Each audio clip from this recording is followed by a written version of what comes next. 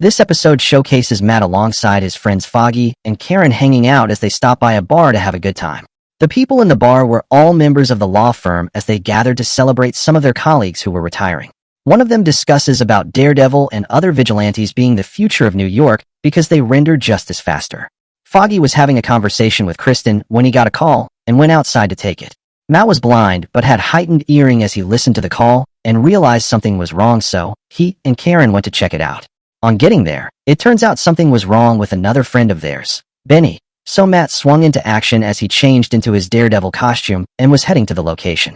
On getting there, he realized it was a trap set by the assassin and began heading back, but it was a bit late as Foggy got shot, and as Karen tried to apply pressure on the wound, the assassin launched an attack on everyone present at the bar, killing everyone he could find.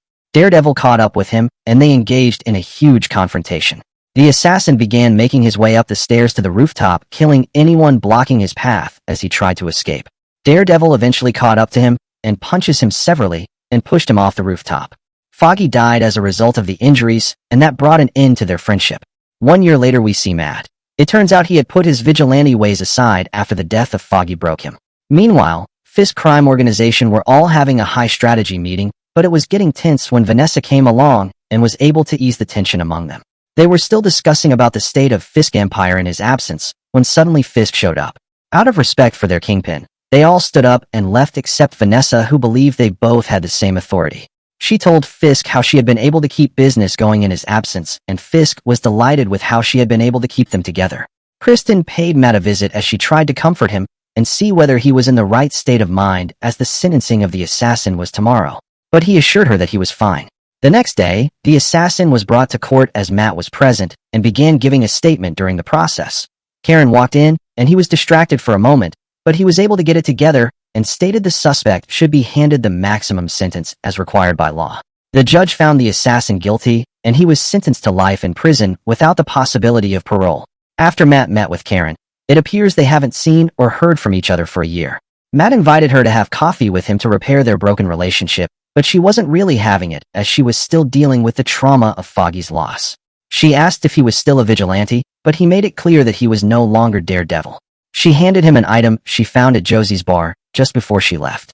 Matt was preparing dinner when he heard the news, so he turned off the radio and listened to it. It turns out Fisk was running for mayor and promised the citizens that if he's voted in, he will rid the world of vigilantes and restore law and order. Kristen met with Matt and reminded him of his meeting with a client, Heathen, at a coffee shop, and she will discuss with him. On getting there, he met with the client, or at least that's who he thought she was. But Heather was actually a therapist and also believed she was meeting a client.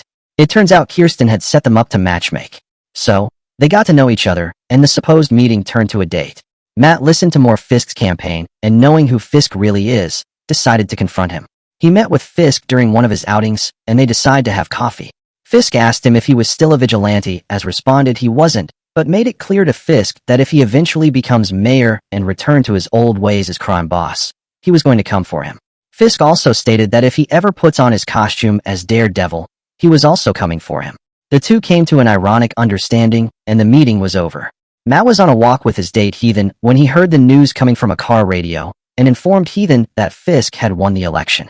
In a moment, jubilation span across town as members of Fisk's staff rejoiced with him when he spotted someone among the crowd and went to see her. It was his wife Vanessa, and his new position as mayor would mean more power for them in the crime world. Stay tuned for more episodes of Daredevil Reborn, and subscribe to this YouTube channel for more mind-blowing recaps like this. Thanks for watching.